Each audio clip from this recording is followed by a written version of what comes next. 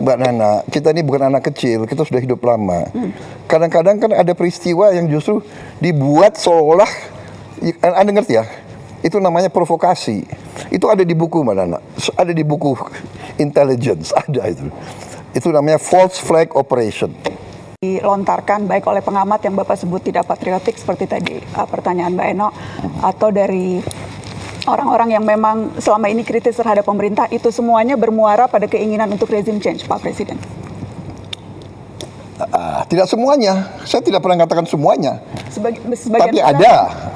Oh jelas ada.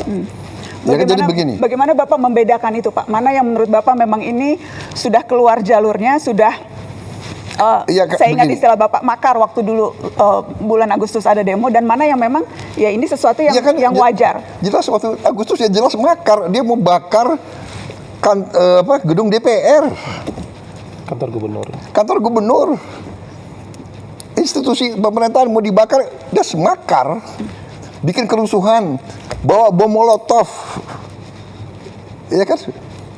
Tidak ada LSM yang ribut soal bom molotov. Banyak yang ada yang protes menyampaikan, banyak Pak yang protes. Banyak yang protes. Come on, sudahlah. Banyak yang protes. Jujur, buka rekam jejaknya, rekam digitalnya. Tetapi untuk dalam round satunya kita cukupkan dulu ya. Enggak, biar aja. Biar aja, ayo silakan. Oh iya, kata Bapak Presiden biar hidup. Oh iya, enggak apa-apa. Ini kesempatan bagi saya jawab. Boleh enggak? Betul Pak. Oh iya. Terima kasih kesempatan. Ada yang ribut enggak soal bom molotov? Banyak Pak yang ribut. Aduh, come on, enggak objektif. Banyak yang enggak ada. Bapak, ada yang ribut enggak gedung DPR mau dibakar? Banyak Pak, pemberitaan media juga banyak soal itu. Enggak ada itu. Pemberitaan media banyak soal itu, banyak baru kemudian nanti mungkin kita bisa kembali. Bukan ekonomi, tapi isu yang juga luar biasa penting, Pak. Aktivis kontras, Pak, bernama Andri Yunus, disiram air keras, mengalami luka serius. Luka bakar hampir 20%. Kornea matanya sebelah kanan juga rusak. Kapolri sudah mengatakan mendapatkan instruksi langsung dari Pak Presiden untuk mengusut kasus ini, dan saya juga ingin mengutip Menteri Koordinator Hukum, Menteri Bapak Pak Yusril, Komnas HAM, Komisi 3 DPR, semuanya menilai ini bukan sekedar tindak kriminal Pak Presiden, tetapi ini serangan terhadap demokrasi, serangan terhadap pembela HAM. Saya ingin tahu posisi Bapak, apakah setuju dengan penilaian itu Pak? Ya pastilah, ini terorisme, iya kan? Tindakan biadab, harus kita kejar, harus kita usut. Harus kita usut. Sampai ke bukan hanya pelaku lapangan, tapi apakah siapa yang nyuruh, siapa yang nyuruh, siapa yang bayar. Termasuk apabila ternyata yang melakukan itu aparat negara, Pak. Ya jelas dong. Yang berseragam. Tidak akan dilindungi, tidak akan ada impunitas. Tidak akan. Bapak menjamin itu, Pak? Saya menjamin. Tapi sebaliknya, kalau ini provokator, yang bukan dari pemerintah, bukan dari aparat, jelas kita harus usut kok. Ya. Pola yang terjadi selama ini, kasus-kasus teror itu berulang dan tidak pernah terungkap sampai yang memberikan perintah, sebatas di pelaku lapangan. Spesifik Pak, saya mau menyebutkan, ini yang terjadi selama setahun terakhir Pak. Ada yang tadi Bapak sebutkan, wartawan Tempo, Francisca Christy Rosana, ada Tio Ardianto, ada Ramon Doni Adam, ada Firindian Aurelio, ada Sheryl Anavita, ada Iqbal Damanik, ada Zainal Arifin Mohtar. Latar belakang mereka Pak Presiden semuanya beragam, tetapi kesamaannya adalah semuanya kritis menyampaikan pandangan di muka publik. Apakah Bapak bisa memahami ada kekhawatiran yang muncul bahwa ruang aman untuk bersuara menjadi semakin menyempit, Pak? Anda merasakan? Apakah dibandingkan dengan banyak negara, apa kita batasi nggak? Ada yang merasakan, coba lihat, kita batasi nggak? TikTok, fake news, hoax, kebohongan yang disiarkan tiap hari. Coba Anda lihat, coba bandingkan sama negara lain. Karena yang terjadi adalah dampaknya yang kita lihat Pak, mereka yang bersuara kritis. Iya, tapi kadang-kadang ada orang, Mbak Nana, kita ini bukan anak kecil, kita sudah hidup lama. Kadang-kadang kan ada peristiwa yang justru dibuat seolah, Anda ngerti ya? Itu namanya provokasi. Itu ada di buku Mbak Nana, ada di buku intelligence, ada itu. Itu namanya false flag operation. Iya kan? Melakukan aksi teror seolah yang lakukan orang Palestina. Tapi yang lakukan bukan orang Palestina, yang lakukan Mossad. Itu terjadi. Sebetulnya Anda paham ya? Iya. Jadi Sebetulnya, sama juga ini. Ini mau mengarah bahwa rezim kita otoriter. Sebetulnya Iya kan? spekulasi-spekulasi itu muncul karena ketidakadaan jawaban Pak Presiden. Jadi kerap kali kasus-kasus yang terjadi ini berhenti begitu saja, tidak terselesaikan. Sehingga kemudian muncullah begitu persepsi publik bahwa wah kalau ini tidak selesai berarti ini ada unsur negara yang bermain dan sebagainya. Karena, karena tidak ada jawaban maka kemudian saya ingin menjamin, saya ingin membangun Indonesia yang beradab, ya. Itu cita-cita saya. Saya ingin membangun pemerintah yang bersih. Saya ingin punya polisi yang bersih, jaksa yang bersih, intelligence yang bersih. Anda tahu, saya mau tanya sekali lagi ya, saya ini korban juga. Tapi saya itu berpikir yang besar. Concern rakyat, pangan, energi, benar nggak? Dengan perang, harga pangan bisa naik. Tapi saya mau tanya, ini bulan Ramadan, harga pangan terkendali atau tidak? I think we are doing a good job. Jadi percayalah, saya tidak akan mengizinkan hal-hal seperti itu terjadi. itu yang ingin kami dengar Pak. Iya. Percayalah, saya dipilih oleh rakyat untuk membela rakyat. Tapi kita waspada. Saya minta diusut benar. Ya. Justru sampai aktornya. Iya, sampai aktornya. Saya rasa pernyataan Pak Presiden sudah boleh soal yang itu ya. Dan berarti Bapak tadi bicara secara tegas tidak boleh ada warga yang diintimidasi, yang diteror karena mengkritik pemerintah. Tidak boleh. Jaminan langsung dari Presiden Republik Indonesia. Kalau wewenang ada, itu saya lakukan. Iya. Bapak, apakah memberikan tenggat waktu ke Kapolri Pak untuk pengusutan kasus ini? Ya, saya ini orang realistis dan saya orang yang adil. Dari segi kapasitas, kita biarkanlah mereka bekerja. Ya. Tapi tidak hanya Polri, banyak lembaga lain juga harus bekerja. Ya. Lembaga lain penegak hukum juga yang Iya, di luar penegak kepolisian. hukum, ya kan? Apakah Bapak terbuka dengan ide membentuk tim independen untuk membackup ini, Pak? Kita bisa pertimbangkan. Asal independen ya. Independen. Ya, jangan semua LSM yang sudah a priori benci sama pemerintah yang dapat uang dari luar negeri, ya kan? Ya kan? Saya rasa Kalau Anda mau bicara apa adanya, saya juga bicara apa adanya, gitu. Iya kan? Tapi yang jelas malam ini kami sudah mendengarkan langsung statement dari Presiden. Presiden sangat bold. Begini, Tegas soal saya hal itu ingin karena- menegakkan hukum. Saya ingin menegakkan hukum. Bagaimana kita tegakkan hukum kalau kita biarkan seperti ini? Kalau itu dari aparat. Dan saya ingin kasih tahu bahwa memang aparat kita ya banyak kekurangannya. Kita menemukan deep state, kita menemukan ada dirjen-dirjen yang berani ngelawan menteri. Akhirnya kita pecat kan, banyak sekali dirjen-dirjen. Ada dirjen-dirjen yang merasa untouchable. Ada lembaga-lembaga yang merasa nggak boleh diaudit. Ini pekerjaan tidak ringan. Tapi kan saya tidak mau sedikit-sedikit mengeluh atau sedikit-sedikit mencari simpati rakyat. Ya ini pekerjaan saya dilantik untuk itu, saya bersihkan. BUMN saya sedang bersihkan. BUMN selama ini salah satu kebobolan kita paling besar. Jadi dari Mbak Nani, memang ini masalah Indonesia gitu loh. Di mana-mana, ya kan? Jadi tapi percayalah bahwa tidak ada niat dari pemerintah, apalagi yang saya pimpin, untuk lakukan seperti itu. Come on, apa sih? Benar nggak? Rakyat kita nggak bodoh. Saya mau ingatkan ya, sampai hari ini rakyat yang di bawah itu dukung saya. Persis yang disampaikan tadi Pak Dede. Iya kan, kalau memang rakyat tidak suka sama saya, bisa turun ke jalan rame-rame. Tapi mereka tahu, kalau rusuh, semua negara yang rugi. Mau ganti saya, tunggu dong 2029. Jadi negara yang beradab ya. Sabar ya. Iya, sabar. Tapi yang saya lihat ya, Mbak Nana harus objektif juga ya, sebagai seorang tokoh, bahwa destabilisasi, disinformasi itu bagian dari bernegara.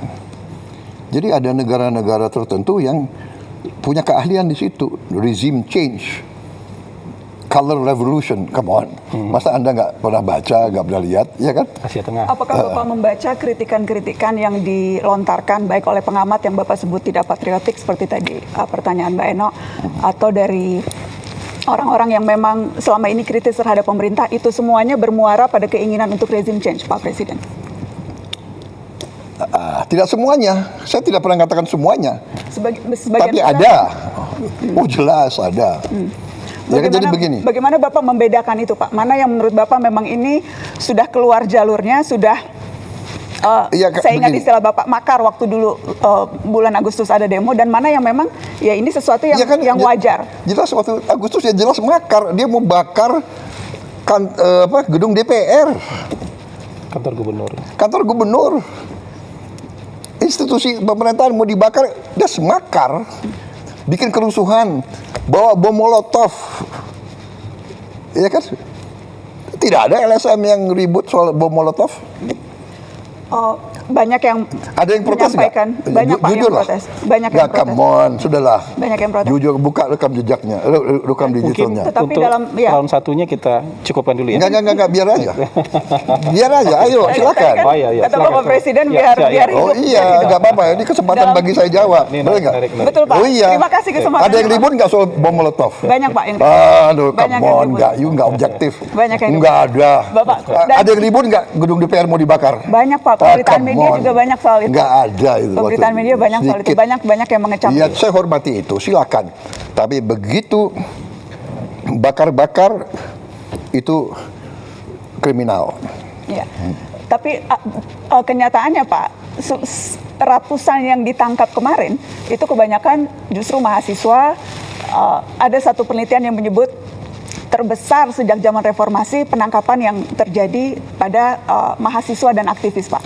Tetapi provokatornya atau siapapun yang bertanggung jawab, aktor yang menyuruh dan sebagainya, itu tidak pernah terungkap, alih-alih dibawa ke pengadilan, Pak Presiden. Ya itu tantangan kita harus cari.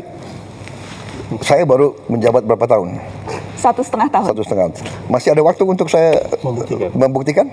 Kami tunggu pembuktian itu, Pak Presiden. Iya. Kami tunggu pembuktian itu. Iya. Hah? Jumlah koruptor yang saya tangkap berapa? Come on, ya kan? Percaya, saya sumpah untuk membela rakyat saya. Saya pertaruhkan jiwa saya berkali-kali. Saya tidak rela. Saya tinggalkan negara ini nanti pada saat saya dipanggil Tuhan. Saya tidak rela ini jatuh ke tangan maling-maling, bandit-bandit. Saya tidak rela. Teror terhadap aktivis kembali terjadi di Indonesia. Kali ini menimpa aktivis Kontras Ande Yunus yang menjadi korban penyiraman air keras dan mengalami luka serius. Jurnalis dan pendiri narasi Najwa Shihab bertanya kepada Presiden Prabowo Subianto bagaimana posisi Presiden melihat hal ini. Apakah sebagai tindak kriminal biasa atau ini serangan terhadap demokrasi?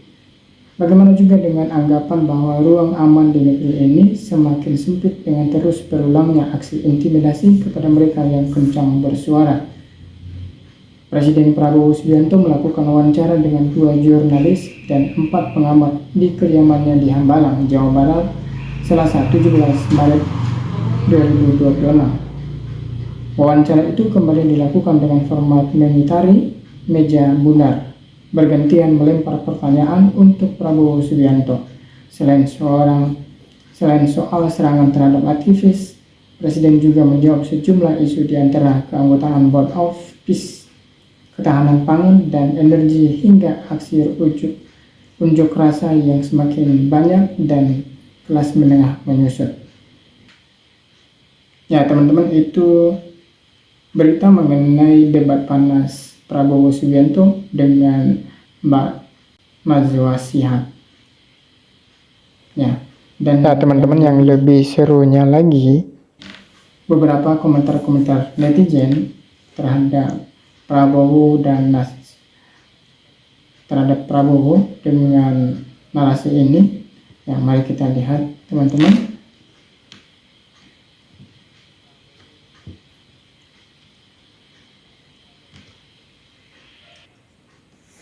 Nah, di sini ada beberapa komentar para netizen, teman-teman. Di sini pertama, Luvilot, dipastikan tahun 2029 jangan salah pilih lagi ya. Apakah di tahun 2024 yang lalu kita salah pilih ini, sehingga diingatkan tahun 2029 ke depan jangan salah pilih? Ya, itu teman-teman yang jawab sendiri. Ya, ada lagi, terlihat dia tak suka dikritik dan tidak bisa dikritik. Jawabannya tanpa solusi, hanya defensif. Nah, ini ditunjukkan ke Prabowo Subianto karena ya memang kalau kita lihat dari jawaban Prabowo tadi terhadap pertanyaan Mbak Naswa, sepertinya tidak terima. Nah, sampai-sampai tadi seperti sampai dihentikan oleh pengamat. Ya, teman-teman, kita teruskan lagi lihat komentar yang lain. Jangan cuma omon-omon, ya, jawabannya nggak memuaskan. There is no hope with his debate. Wah, apa itu? Yang saya amati, Mbak Nana benar-benar berusaha agar pertanyaan-pertanyaan yang disampaikan tidak terkesan menyerang. Ya, nah,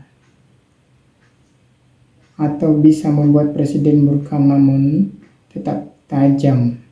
Presiden sangat defensif dan kelihatan emosional dalam merespon. Kelihatan banget kalau nggak suka dikritik. Core issue malah tidak direspon secara tuntas dan dalam.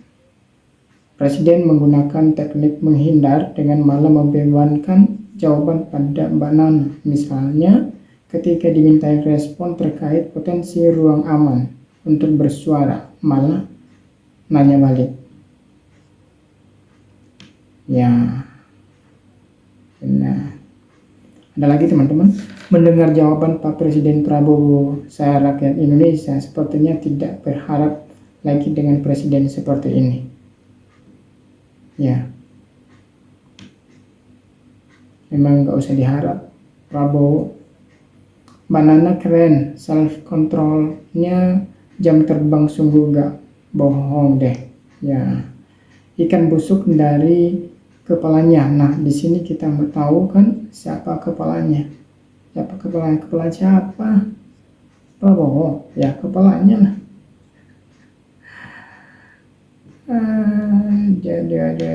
Kita lihat yang panjang-panjang ya teman-teman. Saya nonton sebentar malah nggak pengen nonton, bikin emosi aku. Ditanya apa, jawabnya apa, kayak nggak nyambung pikiranku nih. Ya, karena kalau kita lihat Pak Prabowo ini menghindar dari pertanyaan-pertanyaan dari Mbak Nana. Panik banget Pak. Dari gesturnya kelihatan banget anti kritik. Ya, jangan-jangan nanti Mbak Nana yang hilang ini.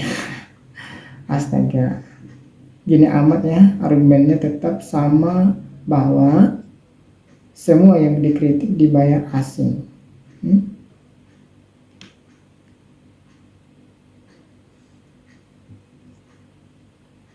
Ya, ini beberapa komentar-komentar netizen teman-teman.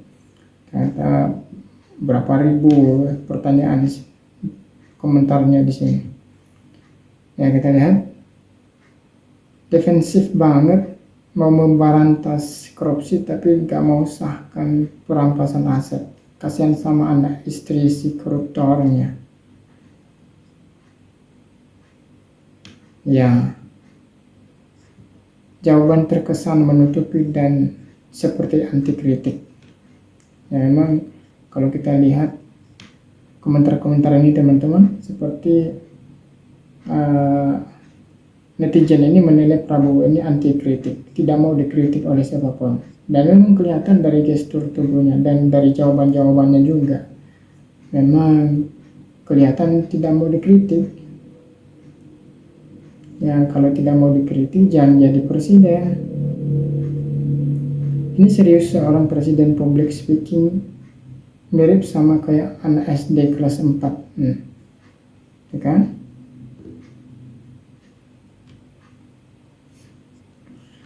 Nih teman-teman ya, saya nggak pernah tertarik kalau Prabowo mengundang jurnalis. Ya tetap begitu aja, nggak nyampe. Orang makin tua emang nalar dan komunikasinya semakin menurun. Bentar tempe terus, tahu terus, terong balik tempe lagi, alasannya kenapa tahu. Lucu teman-teman. Pengaruh demensia. Harusnya yang jadi presiden juga ada batas tuanya. Ya sih sebenarnya. Karena kalau udah terlalu tua juga kan susah. Tahu aja kalau udah terlalu tua pikun kan. Tapi Prabowo enggak lah. Ya pikun amat. Masih mengerti pertanyaan Pak Nana. Lah ya justru itu Pak. Karena usianya tua, dengan demikian kita semua jadi yakin kalau syaratnya ada batasan usia.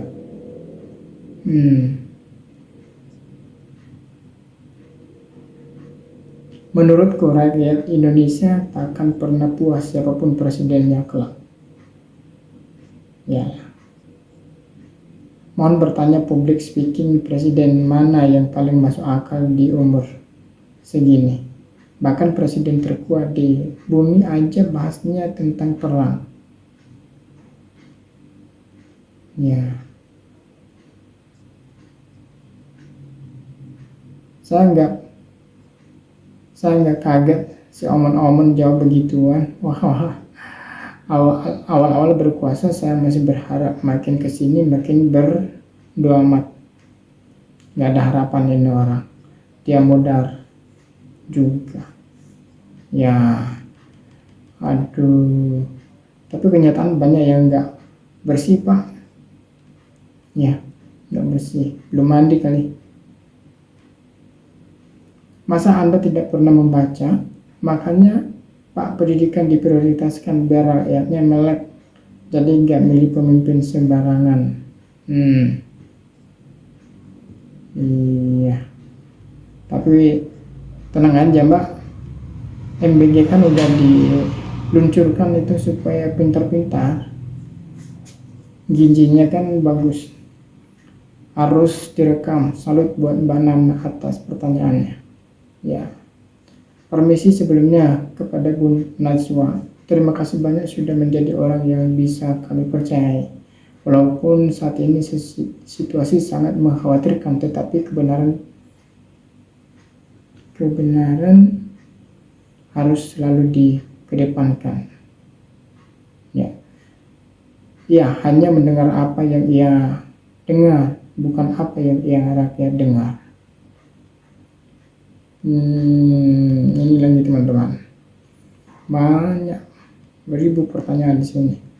Gestur menjawab pertanyaan nggak mencerminkan leader banget dah, dan terkesan menyudutkan pewawancara. Melihat jawaban dari presiden, tipis harapan anak bangsanya, kritis ingin negaranya berubah menjadi perlindungan dan kebebasan berpendapat di publik. Ya, kan dari dulu macam ini. Tapi siapa lagi yang salah, kita yang pilih. Udahlah, terima nasi. Salut sama Mbak Nana. Tarik nafas dalam-dalam sambil ngelus dada berdoa. Sabar, sabar ya Allah, beri rakyat kesabaran dengan jawaban.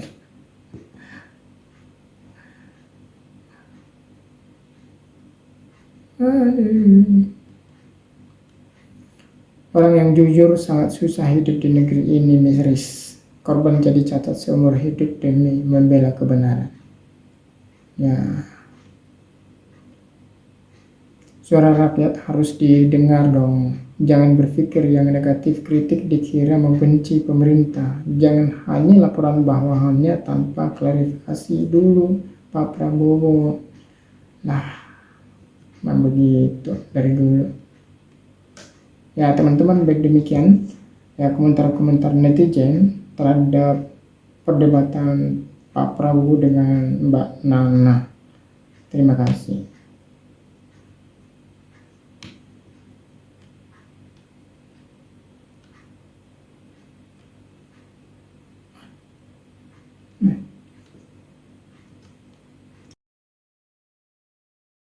Dikit-dikit provokasi asing, padahal di internal Anda sendiri, Pak.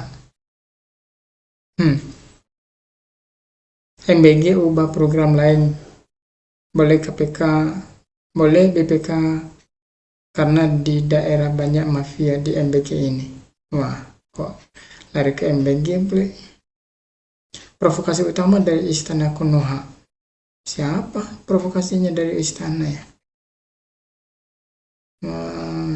Kita bukan anak kecil, emang bukan sih, tapi cara berpikirnya kayak anak kecil aja. Itu pertanyaan Pak Prabowo dan pernyataan Pak Prabowo tadi. Ya, efisiensi tapi faktanya pemborosan, defisit APBN membesar. Utang-utang orang nggak sekolah pun bisa, Pak. Ya teman-teman, Presiden Prabowo menanggapi pertanyaan jurnalis senior Najwa Shihab terkait kritik masyarakat yang ditunjukkan ke pemerintah. Keduanya pun terlibat adu argumen saat mendalami isu aksi-aksi massa yang kerap dituding sebagai makar. Debat panas ini pun sempat akan dihentikan oleh mantan Kepala Kantor Komunikasi Presiden atau PCO, Hasan Nasbi. Namun, Prabowo meminta untuk tetap melanjutkan diskusi agar bisa menjelaskan ke publik apa yang sedang terjadi saat ini. Soal bom Molotov, ada yang protes enggak? Jujurlah. Come on, sudahlah. Jujur bukan rekam jejaknya, ujar Prabowo. Sepertinya cukup ya, potong Hasan Nasbi. Ya, kata Pak Prabowo, enggak, biar saja. Ayo silakan, nggak apa-apa, ini kesempatan bagi saya untuk menjawab. Ada yang ribut soal bom Molotov nggak? Come on, nggak objektif, kata Prabowo.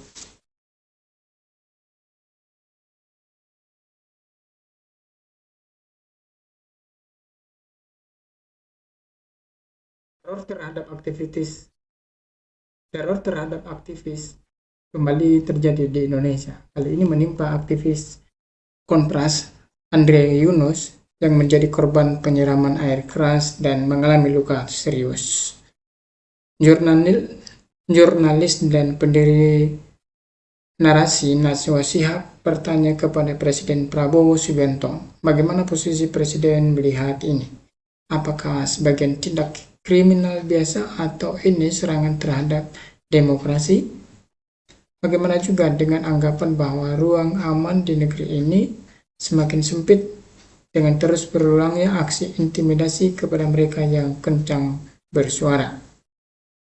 Presiden Prabowo Subianto melakukan wawancara dengan 2 jurnalis dan 4 pengamat di kediamannya di Hambalang, Jawa Barat, Selasa 17 Maret tahun 2026. Wawancara itu kembali dilakukan dengan format mengitari meja bundar. Bergantian melempar pertanyaan untuk Prabowo Subianto. Selain soal serangan terhadap aktivis, Presiden juga menjawab sejumlah isu, di antaranya keanggotaan Board of Peace, ketahanan pangan dan energi, hingga aksi unjuk rasa yang semakin banyak dan kelas menengah menyusut.